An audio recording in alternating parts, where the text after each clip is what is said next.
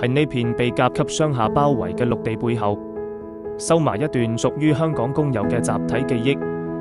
1973年呢度落成時叫做駿業街遊樂場，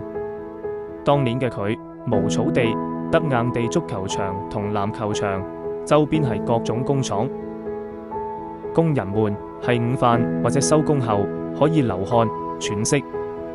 同聚會嘅工業區後花園。隨住觀塘由工業區轉型為商貿區，呢座老球場迎來咗屬於佢嘅華麗轉身。政府斥資超過1億港元，分階段將佢大改造，以全新名字燕柏全面啟用。昔日嘅硬地球場變成咗今日充滿活力嘅大草坪，成為咗一個可以令人喺忙碌中停低腳步、放鬆休息嘅都市綠洲。雖然工廠煙囪唔再冒煙，但燕柏用另一種方式留住咗觀塘嘅靈魂。行入公園，你會見到向女工致敬嘅巨大縫紉機、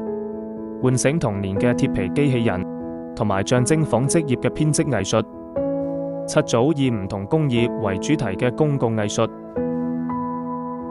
令呢度成為咗一座戶外工業歷史博物館，為大家提供休息空間嘅同時，都傳承住呢個地方嘅集體回憶。